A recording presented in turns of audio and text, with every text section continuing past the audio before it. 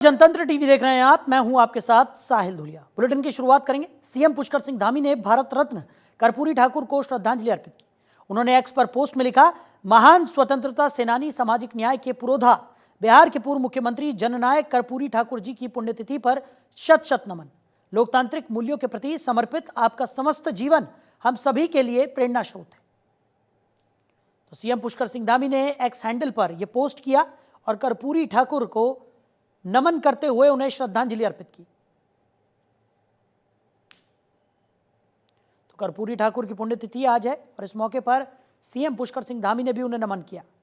उन्होंने अपने x handle पर कर्पूरी ठाकुर को नमन करते हुए एक पोस्ट साझा की और उसमें उन्हें श्रद्धांजलि भी अर्पित की।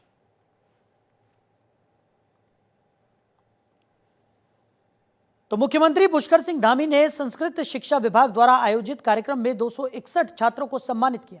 उन्होंने संस्कृत छात्र प्रतिभा सम्मान में 2024 और 2025 हेतु 10वीं और 12वीं के कुल 24 मेधावी छात्र छात्राओं को सम्मानित किया। इसमें प्रथम, द्वितीय और तृतीय स्थान प्राप्त करने वाले छात्रों को 5100, 4100 और 3100 रुपए की धनराशि भी दी गई। इस मौके पर सीएम ने कहा कि संस्कृत शिक्षा के छात्र छात्राओं को प्रेरित करते हुए राज्य सरकार संस्कृत के संरक्षण और संवर्धन के लिए निरंतर प्रयत्नशील है। आपसे हिंदी भाषा में ही मैं अपने विचार रखना चाहूंगा। संस्कृत भाषा अन्य भाषाओं की भांति केवल अभिव्यक्ति मात्र साधन मात्र नहीं है, बल्कि हमारी संस्कृति, परंपरा, ज्ञान और विज्ञान इस सब का मूल आधार है। आदरणीय प्रधानमंत्री जी का भी विशेष हमेशा प्रयास रहता है कि हमारे काम संस्कृत भाषा में भी आगे बढ़े। कंप्यूटर अगर कोई भाषा समझता है सबसे ज्यादा आसानी से, तो भाषा हमारी देववाणी संस्कृति है। जैसा अभी कैरोला जी बता रहे थे, सनातन संस्कृति के इतिहास और वैदिक काल को देखें तो हमारे समस्त वेद, पुराण और उपनिषदों की जो रचना है वो संस्कृत में की गई है। संस्कृत भाषा अनादि और अनंत है और माना जाता है कि संस्कृत का आविष्कार देवताओं ने किया, इसीलिए इसे देववाणी भी कहा जाता है। तो उत्तराखंड सरकार नए भू कानून में नए प्रावधान ला रही है। वर्तमान कानून में संशोधन करके विधेयक को अंतिम रूप दिया जा रहा है। 18 फरवरी से शुरू हो रहे बजट सत्र में इसे कैबिनेट की मंजूरी के साथ सदन में पेश किया जाएगा।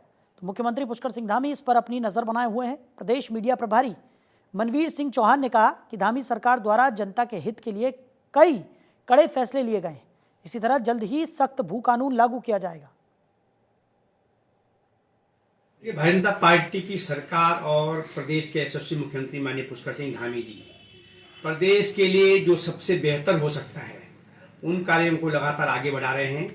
और जैसा हमारे मुख्यमंत्री जी ने पहले स्पष्ट कर चुके हैं कि प्रदेश की जनता के हित के लिए और प्रदेश के हित के लिए जो सबसे अच्छा और सबसे बेहतर भू कानून होगा उसको प्रदेश के अंदर लागू किया जाएगा। और निश्चित रूप से जो अभी बजट सत्र आयोजित होने वाला है उसमें प्रदेश के अंदर कड़ा भू कानून लाया जाएगा, लागू किया जाएगा। तो खबर पर ज्यादा जानकारी के साथ हमारे सहयोगी हरीश खनेड़ा हमारे साथ जुड़ गए। हरीश, क्या कुछ निकलकर सामने आ रहा है? भू कानून में संशोधन करके सरकार जिस तरीके से प्रयासरत नजर आ रही है और लगातार सीएम पुष्कर सिंह धामी भी इस कानून पर नजर बनाए हुए हैं, क्या कुछ निकलकर सामने आ रहा है? देखिए साहिल, उत्तराखंड की अगर बात करें तो उत्तराखंड में भू कानून की मांग लगातार की जा रही थी। तमाम जो संगठन हैं, तमाम जो लोग हैं वो लगातार सड़कों पर उतर के भू कानून की मांग सरकार से कर रहे थे। इस बीच सरकार ने अब इसमें संशोधन की बात की है। इससे पहले एक मीटिंग हुई थी जिसमें मुख्यमंत्री की अध्यक्षता में मीटिंग के दौरान भू कानून को लेकर के चर्चा की गई है। हालांकि अभी जो बैठक हुई थी कैबिनेट की, उसमें ये माना जा रहा था कि भू कानून को लेकर के इस पर चर्चा की जाएगी, लेकिन बहरहाल इस पर कोई चर्चा नहीं हुई है। लेकिन अब ये बताया जा रहा है कि आने वाले यानी कि जो कल से जो विधानसभा का जो बजट सत्र होने जा रहा है उसमें भू कानून को रखा जाएगा। भू कानून पर कहीं न कहीं सरकार अपनी मुहर लगा सकती है और उसे कैबिनेट में पास कर सकती है। लेकिन बहरहाल अभी जिस तरह से जो जानकारी मिली है भाजपा की तरफ से ये कहा जा रहा है कि भू कानून को इसमें संशोधन किया जा रहा है और उसके बाद उसे लागू किया जाएगा। लेकिन ये आने वाला वक़्त बताएगा कि जब यहाँ पर बजट सत्र होगा उसमें किस तरह से सरकार इसको सदन के पटल पर रखती है और इस पे क्या चर्चा की जाती है। जी। बिल्कुल। और हरीश, अगर भू कानून की अगर हम बात करें तो हमने लगातार देखा है कि पूरे प्रदेश भर में अलग अलग जगहों पर अलग अलग तरीके के प्रदर्शन भी हमने भू कानून को लेकर देखे। उसके बाद सरकार ने जिस तरीके से आश्वासन दिया है और लगातार सरकार के जो प्रयास हैं वो नज़र भी आ रहे हैं, क्योंकि सीएम पुष्कर सिंह धामी खुद नज़र बनाए हुए हैं। कई तरह के संशोधन करने की बात यहाँ पर निकलकर सामने आ रही है और उसके बाद एक कड़ा भू कानून जो है वो इस बार का जो विधानसभा सत्र है उसके पटल पर यहाँ पर रखा जाएगा। तो ऐसे में कहीं ना कहीं उम्मीदें बहुत ज़्यादा हैं और सरकार का भी ये प्रयास है कि उन उम्मीदों पर खरा उतरा जा सके। बिल्कुल देखिए, भू कानून को लेके कोई दो राय नहीं है। जिस तरह से लगातार जो अलग-अलग संगठन हैं, अलग-अलग लोग हैं, चाहे वो य लोकल लोग हों, चाहे स्थानीय निवासी हों, चाहे पहाड़ हो या मैदान हो, सभी ने ये माँग उठाई है कि भू कानून उत्तराखंड में लागू हो सके ताकि जो ज़मीनों का जो खुर्द-बुर्द हो रहा है, उसमें कहीं न कहीं रोक लगाई जा सके। तो इस बीच सरकार ने भी फैसला लिया है कि भू कानून को लेकर के कहीं न कहीं वो सख्त नज़र आ रहे हैं और ऐसे में ज़ाहिर-सी बात है क्योंकि मुख्यमंत्री की अध्यक्षता में एक बैठक यहाँ पर हुई थी और मुख्यमंत्री ने साफ जिस तरह से कहा है कि भू कानून को लेकर के इसमें संशोधन किया जाना है और आपने देखा कि मुख्यमंत्री पुष्कर सिंह धामी लगातार इन ऐसे कड़े फैसले हैं उनके लिए जाने जाते हैं और उन्होंने कई फैसले लिए भी हैं, चाहे वो दंगा विरोधी कानून हो, नकल विरोधी कानून हो, इसके अलावा धर्मांतरण का कानून हो, सभी यहाँ पर लागू किए गए हैं। आपने देखा कि यूसीसी को लेकर के सरकार का जो प्रयास रहा है, लगातार 3 साल की जो मेहनत रही है, वो रंग लाई है और आज उत्तराखंड में यूसीसी लागू हो चुका है और ऐसे में लगातार ये माना जा रहा है कि अब भू कानून को लेकर के भी सरकार सख्त नज़र आ रही है। ठीक मुख्यमंत्री है। पुष्कर सिंह धामी कहीं न कहीं भू कानून लागू करने की परिप्रेक्ष्य में कड़ा कदम उठा सकते हैं। तो इस बीच ये माना जा रहा है कि इस बार जो बजट सत्र होने वाला है, यानी कि 18 तारीख से 18 फरवरी से जो विधानसभा का जो बजट सत्र होने जा रहा है, उसमें कहीं न कहीं सदन के पटल पर भू कानून को रखा जा सकता है और उस पर सदन की तरफ से या फिर जो विधेयक के रूप में इसे तैयार किया जा सकता है। जी। चलिए हरीश, आप बने रहिए हमारे साथ, आगे भी आपसे हम जानकारी लेंगे। आगे बढ़ते हैं, खबर देहरादून से है, जहां विधानसभा अध्यक्ष रितु खंडूड़ी ने आदेश जारी कर दिए हैं। उन्होंने कहा है कि विधानसभा सत्र के दौरान सदन में मोबाइल के इस्तेमाल की इजाजत नहीं होगी। रितु खंडूड़ी ने कहा कि विधानसभा सत्र की सुरक्षा को देखते हुए ये फैसला लिया गया है। अगर सवाल देने के लिए मोबाइल का इस्तेमाल जरूरी है तो सदन से बाहर आकर बात करनी होगी।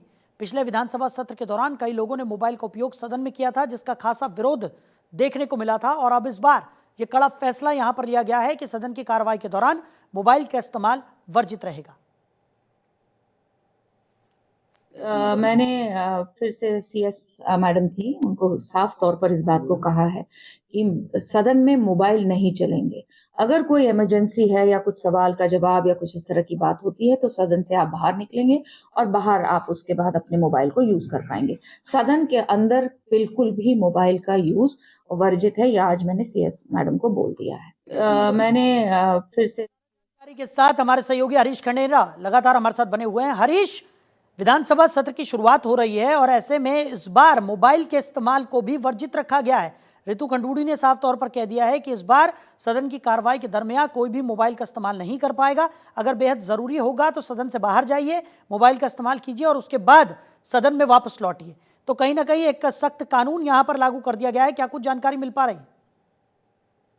देखिए साहिल, जिस तरह से उत्तराखंड में 2025-26 का बजट सत्र होने जा रहा है, इसको लेकर के रितु खंडूड़ी जो विधानसभा अध्यक्ष हैं, उनकी तरफ से ये कहा गया है कि सदन में किसी भी प्रकार से कोई भी विधायक मोबाइल का इस्तेमाल नहीं करेगा और अगर बहुत ज़रूरी होगा तो वो सदन के बाहर मोबाइल की जानकारी ले सकता है, मोबाइल पर अपनी जानकारी ले सकता है। लेकिन ज़ाहिर-सी बात है क्योंकि जिस तरह से सदन में जो सरकार के बिज़नेस पर ही चर्चा की जाती है और जन मुद्दों को यहाँ पर उठाया जाता है, तो इसमें कहीं न कहीं मोबाइल का इस्तेमाल होना एक वर्जित विषय माना जाता है। तो ऐसे में रितु खंडूड़ी भूषण जो विधानसभा अध्यक्ष हैं, उन्होंने साफ तौर पे कहा है कि किसी भी प्रकार से मोबाइल का इस्तेमाल सदन के भीतर नहीं किया जाएगा, सदन में नहीं किया जाएगा और ऐसे में अगर कोई भी इस तरह की गतिविधियों में पाया जाता है तो उसके खिलाफ कार्यवाही भी की जाएगी।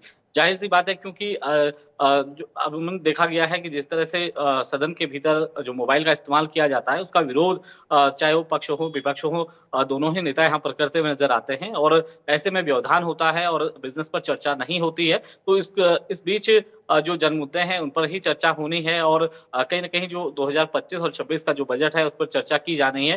तो कल से यह उत्तराखंड में जो विधानसभा का जो बजट सत्र है वो आहूत किया गया है। इसकी तैयारियां यहाँ पर हो गई हैं। सुरक्षा के लिहाज से ये महत्वपूर्ण कदम विधानसभा अध्यक्ष के द्वारा उठाया गया है ताकि किसी भी तरह से कोई अड़चन ना हो, कि परेशानी ना हो और सदन के भीतर सिर्फ सरकार के बिजनेस पर ही चर्चा की जाए। जी। ठीक है, चलिए हरीश, हमारे साथ जुड़ने के लिए, इन तमाम जानकारियों के लिए आपका बहुत शुक्रिया। खबर हरिद्वार से है, जहां पूर्व विधायक प्रणव सिंह चैंपियन को जिला अस्पताल में इलाज के बाद ऑब्जर्वेशन के लिए रखा गया।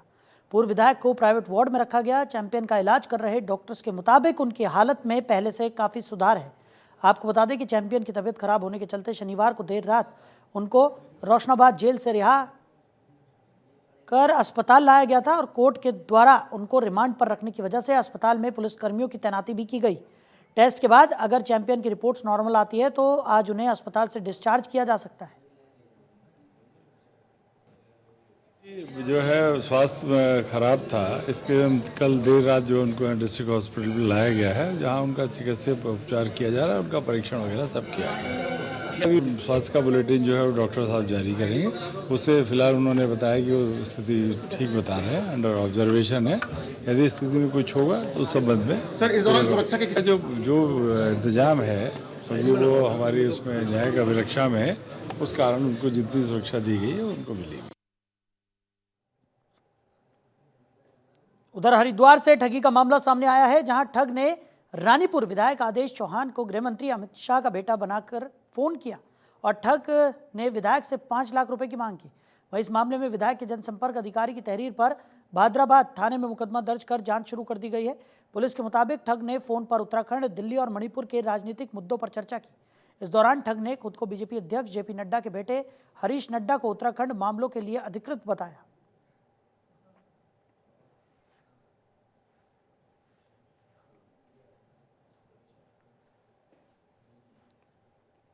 उधर जोशीमठ में बारिश और बर्फबारी के बाद मौसम सामान्य नजर आया। हालांकि सुबह से धूप और बादलों का आना जाना लगा रहा। इस बीच बर्फबारी के बाद विंटर डेस्टिनेशन औली में पर्यटकों के पहुंचने का सिलसिला जारी है। जनवरी से लेकर अब तक शीतकालीन पर्यटन के लिए यहां करीब 70,000 पर्यटक आ चुके हैं। बर्फबारी के बाद यहां पर्यटन कारोबारियों, होटल संचालकों से लेकर स्कीइंग सिखाने वाले ट्रेनर्स, ट्रैकिंग गाइड्स का भी रोजगार बढ़ा है।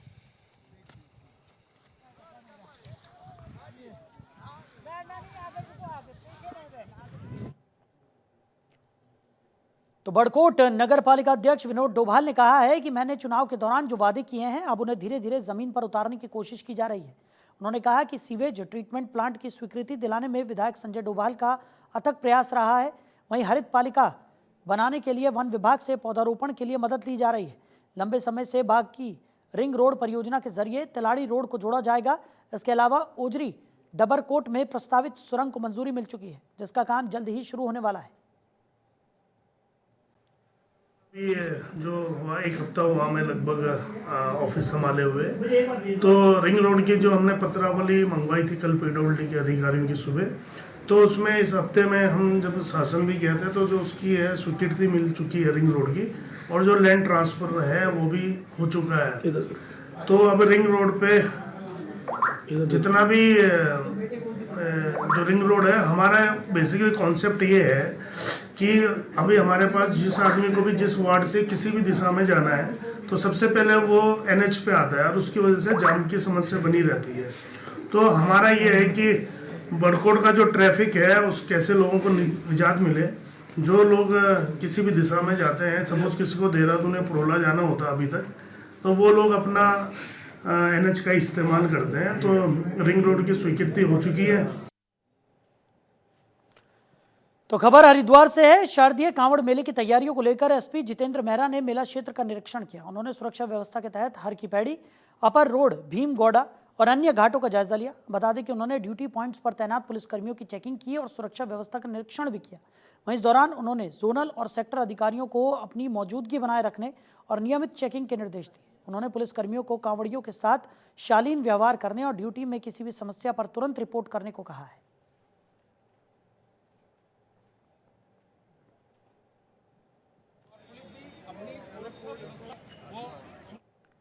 उधर लगातार बढ़ रहे साइबर क्राइम पर लगाम लगाने के लिए प्रदेश में जल्द ही 2 साइबर क्राइम पुलिस स्टेशन और खोले जाएंगे। इसके लिए उत्तराखंड पुलिस की स्पेशल टास्क फोर्स ने शासन को प्रस्ताव भेजा है। अभी देहरादून और उधम सिंह नगर जिले में साइबर क्राइम पुलिस स्टेशन है। इसके अलावा अब हरिद्वार और नैनीताल में भी जल्द ही साइबर पुलिस स्टेशन खोले जाएंगे।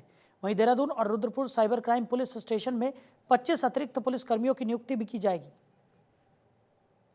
देखिए, वर्तमान में प्रदेश में 2 साइबर थाने कार्यरत हैं, जिसमें एक गढ़वाल परिक्षेत्र को जो देहरादून में साइबर क्राइम पुलिस स्टेशन है वो देखता है, और कुमाऊं में पंतनगर उधम सिंह नगर में स्थित जो हमारा साइबर क्राइम पुलिस स्टेशन है वो कुमाऊं परिक्षेत्र के प्रकरण देखता है। अभी वर्तमान में जो SOP है उसमें 20 लाख के ऊपर के जो साइबर क्राइम के जो प्रकरण हैं उसकी investigation cyber crime police station द्वारा की जाती है। चूँकि विगत कुछ वर्षों से साइबर क्राइम बढ़ा है और अपराधों की तुलना में, तो इसलिए 2 नए थानों का प्रस्ताव जो है बनाकर भेजा गया है और निकट भविष्य में ये खुल जाएंगे। और इसमें फिर जो गढ़वाल परिक्षेत्र है इसमें देहरादून, उत्तरकाशी और टिहरी यहाँ के जो प्रकरण हैं वो देहरादून थाना देखेगा, और जो पौड़ी, चमोली, रुद्रप्रयाग और हरिद्वार के प्रकरण हैं वो हरिद्वार का CCPS है वो देखेगा। इसी प्रकार कुमाऊं में भी जनपदों का विभाजन होगा। इसमें 20 लाख के ऊपर के प्रकरणों की विवेचनाएं ये थाने करेंगे, और इसके अतिरिक्त कोई भी साइबर क्राइम आता है 20 लाख से नीचे का आता है तो संबंधित जनपद को भेजा जाएगा, और जनपदों को जो असिस्टेंस साइबर क्राइम में टेक्निकल इन्वेस्टिगेशन में दिया जाना है वो इन थानों द्वारा प्रोवाइड किया जाएगा। तो फिलहाल इस बुलेटिन में मेरे साथ इतना ही। आप बने रहिए और देखते रहिए जनतंत्र टीवी। नमस्कार।